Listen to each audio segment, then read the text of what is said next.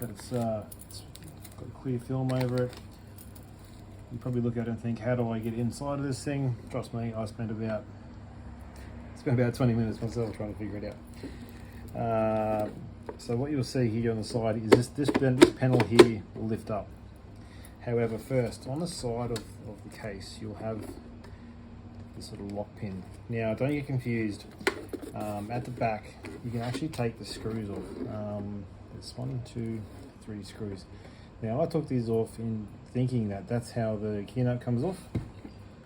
It does not. This one here does not do that. That's if you want to upgrade this Qnap and put a 10 gigabit Ethernet card in there. That's done via taking these screws off and pulling the cover off. However, in this case, we're just going to be running the 2 1 gigabit connections here. So, if I want to install the drives, today we're going to be installing 4 2 terabyte Western Digital drives.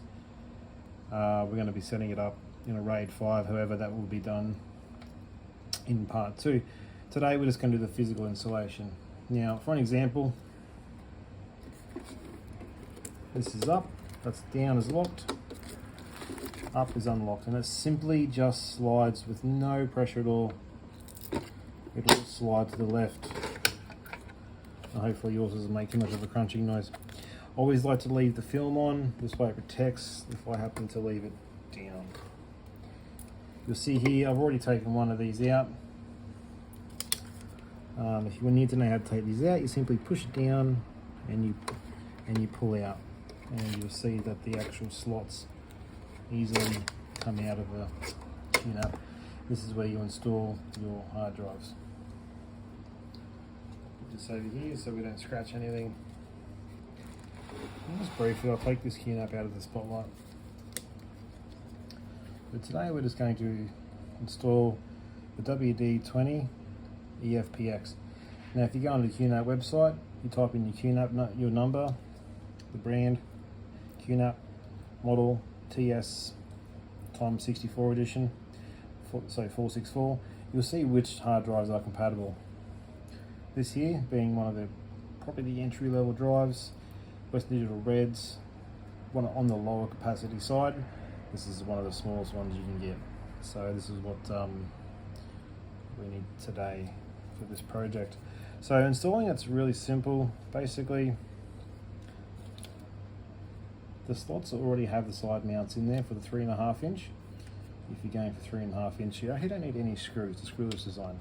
So you push one side in and you just pop, pop.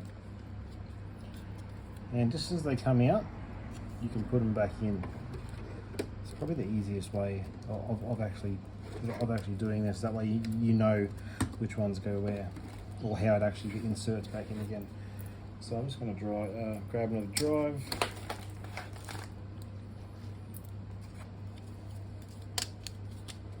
And again, we're just going to grab the empty cup, stick in the drive.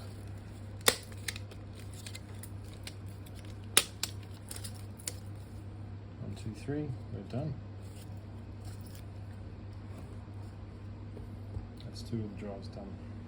So I'm just going to unbox another one, so just bear in mind it's going to be a bit noisy here. Put some rubbish here behind the camera. We'll unwrap some of these new Western Digital drives.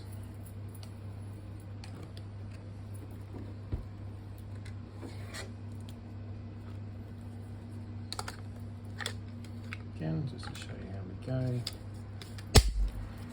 It's very easy to see too. You'll see where if you look straight down in the Qnap, you can clearly see that the bottom of the hard drive is going to line up once I push these in.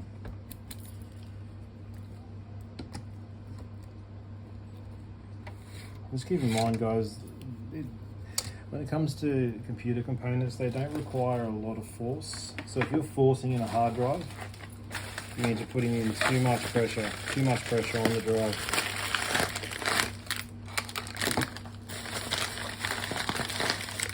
You might see here I've actually got a 5th drive. I always, whenever you buy Qnap, I always keep a spare one. So you can see I've done 3, but I've got 2 more. In case there's one drive that fails, especially in the warranty period. If you're doing this for a consumer or even yourself, you always want to make sure that you have a spare drive, because later on, say in like 18 months time, or say if the warranty period on this is, you're offering a 9-month warranty, and the consumer wants to replace a drive later on, you're really going to want to have that spare drive just lying around. So as you can see, as we slide these into the drive bays, let's get a good angle for the camera there. There's absolutely no force at all. So these are just going straight in, starter end, little notches at the top. These bad boys can almost slide in themselves. The way to test it is you can give it a little tiny little pull and see if they move. If they don't, you've got it. Look at that. 4 ducks in a row. 1 spare. This is how I always recommend to do Qnaps. Again, I always like to keep cover on things. That way when presenting to clients, they are always scratch free. You will notice that your Qnap is a little bit heavier now because it now has full hard drives in there. Of course, when you put the front cover on, just remember it can't go back here. You have to start it around about here and clip on, and then you simply lock that down. Once that engages, it won't be able to move very much at all. There you have it, guys. One Qnap, ready to go. Plug that in, and we'll begin the initialization of a RAID 5 in this case. RAID 5 provides really good data security, given that the 2 drives will clone onto the other 2 drives. In this case here, I'm just going to use a Armatech SP 4 terabyte backup drive, or shockproof. That way you can bounce around. If the client happens to drop it, it might actually survive. Thanks for watching, guys. Stay tuned, and we'll take you through the setup.